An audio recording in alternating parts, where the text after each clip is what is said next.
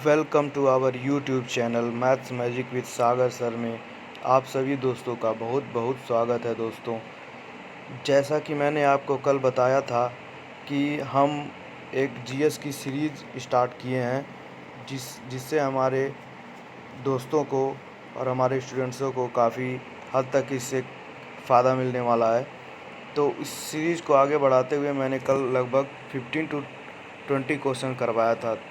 चूँकि मुझे करवाना था 30 क्वेश्चन, तो मैंने पहला दिन होने की वजह से मैंने नंबर ऑफ़ क्वेश्चंस को थोड़ा कम ही रखा था।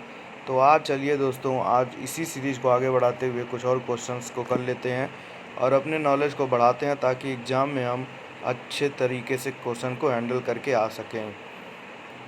तो देखिए दोस्तों, आज का पहला क्वेश्चन, चंद्रमा पर वायुमंडल न होने का क्या कारण है। यानी कि चंद्रमा पर वायुमंडल नहीं है, यानी वहाँ बारिश वगैरह नहीं होती है। तो इसका कारण क्या है दोस्तों? तो इसका कारण ये है, वहाँ सभी गैसों का वर्ग माध्य मूल वेग उनके पलायन वेग से अधिक है। यहाँ फिर से देख लीजिए बढ़िया से, यहाँ दिया है, थोड़ा मैं मार्कर का साइज कम कर लेता हूँ। यहाँ दिया है, वहाँ सभी गैसों का वर्ग माध्य मूल वेग उनके पलायन वेग से क्या है, अधिक है। इस वजह से दोस्तों, वहाँ पर जो गैसें जो होती हैं वो वहाँ पर रुक नहीं पाती हैं और ये काफ़ी ऊंचाई तक चली जाती हैं, काफ़ी ऊंचाई तक, क्योंकि इनका वेग काफ़ी अधिक है। तो और ये हल्की गैसें इतनी हल्की हैं कि वहाँ का जो ग्रेविटी फोर्स है, यानी जो मून का ग्रेविटी फोर्स है, वो उन गैसों को होल्ड नहीं कर पाता है, अपनी तरफ आकर्षित नहीं कर पाता है, जिससे वो गैसें क्या होती हैं, ऊपर की ओर क्या हो जाती हैं और ज़्यादा पलायन कर जाती हैं, जिससे वहाँ वायुमंडल नहीं है। दोस्तों, नेक्स्ट क्वेश्चन देखिए दोस्तों, किस एक कोशिकीय शैवाल का उपयोग अंतरिक्ष में खाद्य की समुचित पूर्ति के लिए किया जाता है। तो इसका नाम है क्लोरेला नाम है। ये एक कोशिकीय शैवाल है जिसका उपयोग खाद्य अंतरिक्ष में खाद्य यानी खाने के लिए किया जाता है। ठीक है दोस्तों, नेक्स्ट क्वेश्चन, प्राकृतिक रबर किसका बहुलक है। तो प्राकृतिक रबर आइसोप्रीन का बहुलक है। आइसोप्रीन एक बहुलक होता है जिसमें लॉन्ग चेन होता है। बहुलक का मतलब होता है कि किसी भी यौगिक के लॉन्ग चेन होते हैं, बहुत लंबे लंबे चेन होते हैं, तो इन्हीं को क्या बोला जाता है, आइसोप्रीन बोला जाता है। ये प्राकृतिक रबड़ का क्या है, बहुलक है। नेक्स्ट क्वेश्चन, द्रव की चौथी अवस्था क्या कहलाती है। तो द्रव की चौथी अवस्था प्लाज्मा कहलाती है। द्रव की अभी आप लोग जानते होंगे 3 अवस्थाएं होती हैं, पर द्रव की 4 भी होती है और 5 भी अवस्था होती है, 5वीं भी अवस्था होती है। इसे एक साइंटिस्ट के नाम पे रखा गया है। इसे आप कमेंट सेक्शन में आप बताएंगे कि क्या है। चलिए दोस्तों, नेक्स्ट अगली क्वेश्चन की बात करते हैं। अगला क्वेश्चन ये है कि प्रत्यावर्ती धारा की माप किस यंत्र से की जाती है। प्रत्यावर्ती धारा की माप किस यंत्र से की जाती है। प्रत्यावर्ती धारा का मतलब होता है अल्टरनेटिंग करंट, जिसे एसी करंट भी बोला जाता है। तो इसका माप किस यंत्र के द्वारा किया जाता है। तो दिया है तप्त तार अमीटर से। तो इसका संकेत भी मैं थोड़ा आप लोग को बता देता हूँ। इस तरीके से कुछ होता है, ऐसे जुड़ा होता है। इसी को क्या कहते हैं, अल्टरनेटिंग सोर्स बोलते हैं, अल्टरनेटिंग करंट सोर्स बोलते हैं। ठीक है दोस्तों, तो नेक्स्ट क्वेश्चन आगे बढ़ते हैं। आगे दिया है कि प्रकाश तरंगों के किस गुण से उनके अनुप्रस्थ होने का प्रमाण मिलता है। तो ध्रुवण से। जो प्रकाश तरंगों का जो अनुप्रस्थ होना किस गुण से प्राप्त होता है, तो ये ध्रुवण से। जो प्रकाश का ध्रुवण होता है, आप लोग पढ़े होंगे, प्रकाश का ध्रुवण, प्रकाश का पोलराइजेशन इसे बोलते हैं, उस रिफ्रैक्शन, रिफ्लेक्शन, ये सब उसी में से एक प्रॉपर्टी एक है ध्रुवण। इससे हमें क्या होता है, इससे हमें प्रकाश का अनुप्रस्थ होना का प्रमाण मिलता है। फिर दिया है, एक वृत्ताकार वलय का गुरुत्व केंद्र कहाँ होता है। तो वृत्ताकार वलय को इस तरह से आप जानते होंगे, वलय कुछ इस तरह से होता है। इसका जो गुरुत्व केंद्र होता है वो वलय वृत्त के केंद्र पर होता है, यहाँ सेंटर पर होता है दोस्तों। ठीक है, नेक्स्ट क्वेश्चन, मानव रक्त का पीएच मान क्या होता है। इस क्वेश्चन को आप बहुत अच्छे तरीके से जानते होंगे। इसका वैल्यू होता है 7.4 पीएच वैल्यू। क्योंकि ये क्या होता है, सेवन सेवन से ऊपर होने का मतलब क्या होता है, अगर सेवन से ज़्यादा वैल्यू है तो इसे बेसिक बोला जाता है, बेसिक। और अगर इससे कम है तो इसे बोला जाता है एसिडिक। ठीक है दोस्तों, तो नेक्स्ट क्वेश्चन आगे बढ़ते हैं। खनिज संरचना की दृष्टि से हीरा क्या है, क्या होता है? तो हीरा को हमें पता है, हीरा एक कार्बनिक यौगिक है। ये कार्बन, इसमें कार्बन काफ़ी ज़्यादा कम्पैक्टेड फॉर्म में होते हैं, इसलिए ये एक क्या क्या होता है, कार्बनिक यौगिक होता है। आगे बढ़ते हैं। नेक्स्ट क्वेश्चन दिया है, ग्रह गति का सिद्धांत किसने प्रतिपादित किया? ग्रह गति यानी ग्रहों की गति का सिद्धांत किसने प्रतिपादित किया? तो केपलर ने किया। यहाँ थोड़ा गलत लिख दिया है, कोपलर। असलियत में ये जो होता है केपलर होता है, केपलर। केपलर ने ग्रहों के गति का सिद्धांत को भी बताया था। या ये क्वेश्चन दूसरे टाइप से आ सकता है कि ग्रहों के गति संबंधी नियम, ध्यान से इसे पढ़ सुनिएगा, ग्रहों के गति संबंधी नियम को किसने बताया था? तो केपलर ने बताया था। नेक्स्ट क्वेश्चन, हाइड्रोजन बम किस सिद्धांत पर आधारित है? हाइड्रोजन बम किस सिद्धांत पर आधारित है? तो ये नाभिकीय संलयन पर आधारित है। इसी प्रकार से एक होता है परमाणु बम। परमाणु बम किस पे होता है? तो वो नाभिकीय विखंडन के सिद्धांत पर आधारित होता है, जिसे क्या बोला जाता है? एटॉमिक फ्यूजन बोला जाता है। ठीक है दोस्तों, नेक्स्ट क्वेश्चन, प्रोटॉन की खोज किसने की थी? तो प्रोटॉन की खोज आपको पता है रदरफोर्ड ने की थी। इसी तरह इलेक्ट्रॉन की खोज किसने किया था और न्यूट्रॉन की खोज किसने किया था? इसे आप कमेंट बॉक्स में लिख करके बताएंगे अगर आपको पता हो तो। नेक्स्ट क्वेश्चन, कौन सा पदार्थ पृथ्वी पर तीनों अवस्थाओं में पाया जाता है? तो बहुत ही बढ़िया क्वेश्चन है दोस्तों, काफ़ी बच्चों को इसका आंसर नहीं पता होता है। तो इसका जो आंसर है वो पानी है। पानी जो है पृथ्वी पर हर एक के कहने का मतलब तीनों अवस्थाओं में पाया जाता है। तीन अवस्था होती हैं, तीनों अवस्थाओं में क्या होता है? पानी पाया जाता है पृथ्वी पर। चलिए दोस्तों, नेक्स्ट स्लाइड पे चलते हैं। नेक्स्ट स्लाइड पे दिया है, हीरे के संबंध में कैरेट का क्या होता है? तो हीरे के भार का मात्रक होता है। ऐसे आप सोना भी जब खरीदने जाते होंगे तब भी आप कहते होंगे कि इस 24 कैरेट का, 22 कैरेट का सोना होता है, इतने का होता है। तो ये जो होता है एक मात्रक होता है। नेक्स्ट क्वेश्चन, गैल्वेनीकृत लोहे पर किसका लेप होता है?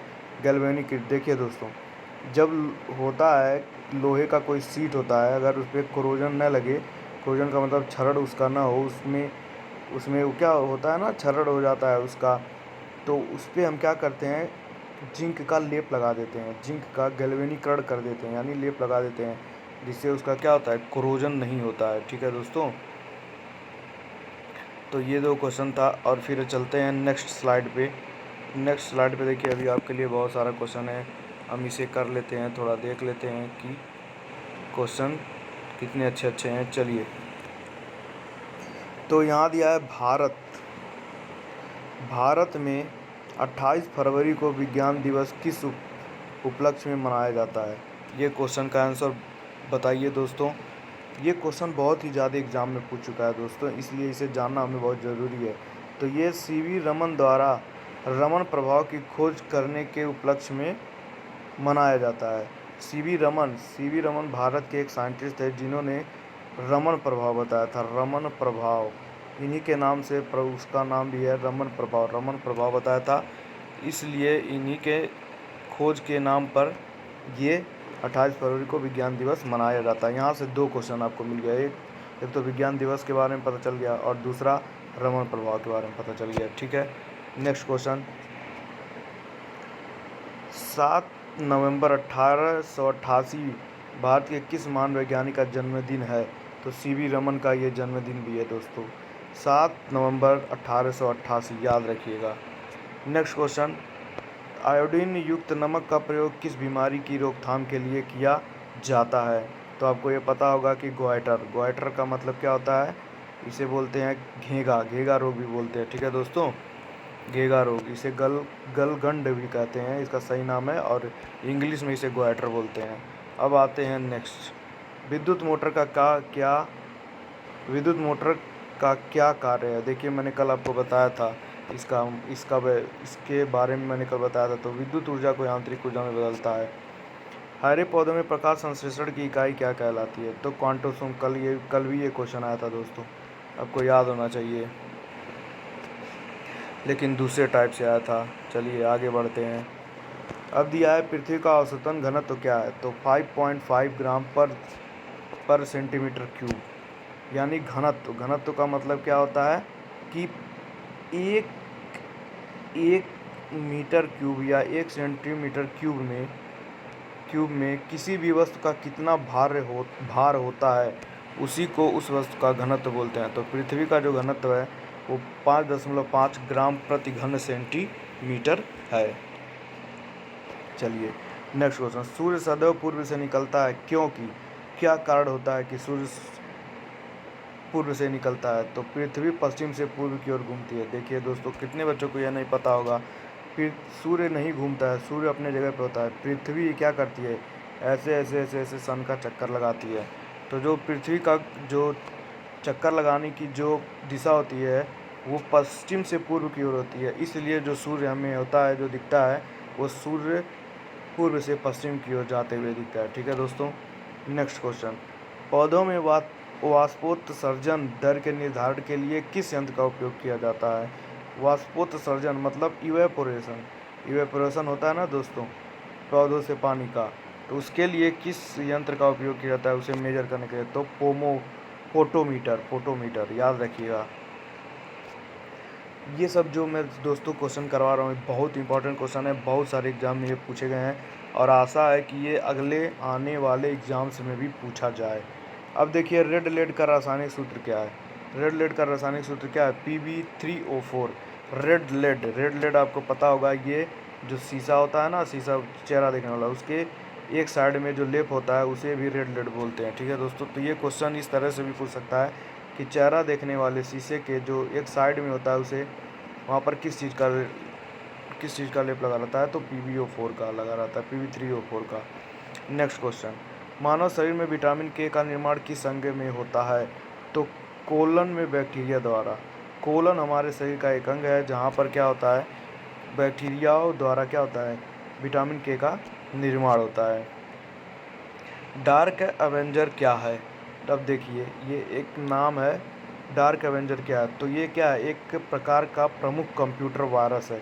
ये वायरस है दोस्तों, वायरस, कंप्यूटर का ये वायरस है, जो इसका नाम क्या है, डार्क एवेंजर नाम है। ये कंप्यूटर से लिया गया क्वेश्चन है। इन कंप्यूटर के लगभग 2 से 4 क्वेश्चन आते हैं अधिकतर एग्जाम में, लेकिन किसी किसी क्वेश्चन में 5 से 6 क्वेश्चन भी आ जाते हैं। तो हमें इसको भी नेगलेक्ट नहीं करना है, ऐसे ऐसे क्वेश्चन को ध्यान देना है दोस्तों। ठीक है, चलते हैं नेक्स्ट स्लाइड पे। अगर छोटा होगा तो कर लेंगे। चलिए ये करने लायक है, इसे कर लेते हैं दोस्तों।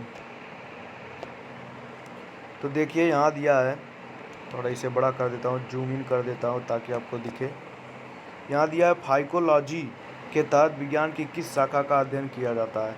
तो शैवाल का किया जाता है। बहुत इंपॉर्टेंट क्वेश्चन है, बायोलॉजी से लिया गया क्वेश्चन है। ठीक है दोस्तों। फिर दिया है किस विटामिन में कोबाल्ट पाया जाता है? तो विटामिन B12 में कोबाल्ट पाया जाता है। याद रखिएगा दोस्तों, ये केमिस्ट्री से लिया गया क्वेश्चन है। केमिस्ट्री से भी कह सकते हैं और आप बायो से भी कह सकते हैं।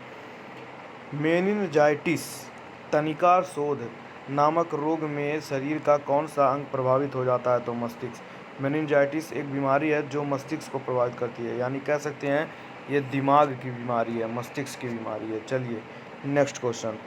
मानव शरीर में रक्त का थक्का नहीं बनने का प्रमुख कारण क्या है? जैसे हमारा कहीं बॉडी कट जाता है, अगर हमारे वहाँ पर कटने के बाद क्या होता है कि थक्का बन जाता है, थक्का बन के हमारा खून जम जाता है। अगर ऐसा नहीं होता है तो इसका क्या मतलब है? इसका मतलब यह है कि हीरेपिन की उपस्थिति है।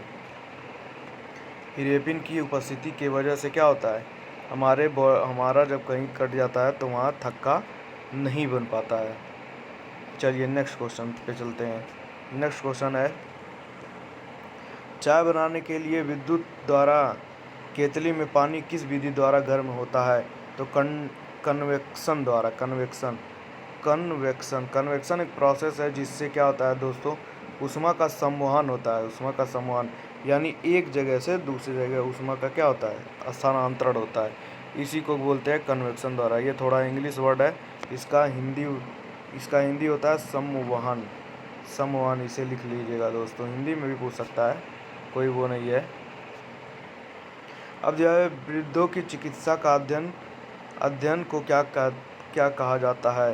तो इसे गैरियाट्रिक्स कहा जाता है, गैरियाट्रिक्स कहा जाता है दोस्तों। वृद्धों के चिकित्सा का अध्ययन करने के लिए जो साइंस का यूज किया जाता है उसे गैरियाट्रिक्स किया जाता है।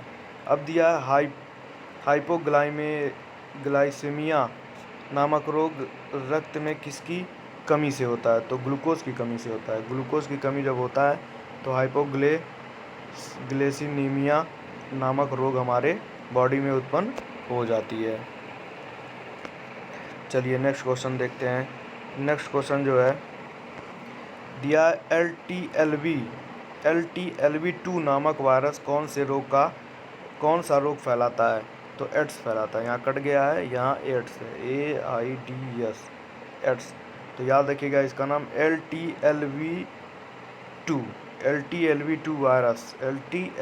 वायरस क्या फैलाता है? ये एड्स नामक बीमारी को क्या करता है? फैलाता है। तो ठीक है दोस्तों, आज हमने लगभग 20 से एबव भी क्वेश्चन किए हैं। तो इन सभी क्वेश्चंस को आपको बहुत ध्यान से पढ़ना है दोस्तों, ध्यान से पढ़ना है और अपने दिमाग में इसे सेट करना है, ताकि क्या हो जाए, ताकि हम आगे हमारे एग्ज़ाम में ये सारे क्वेश्चंस काम आने वाले हैं। और ये जितने भी मैं एक क्वेश्चन कर रहा हूँ दोस्तों, ये कहीं न कहीं किसी न किसी एग्ज़ाम में पूछे हुए क्वेश्चंस हैं। ठीक है दोस्तों, तो आज के लिए दोस्तों बस इतना ही। धन्यवाद दोस्तों।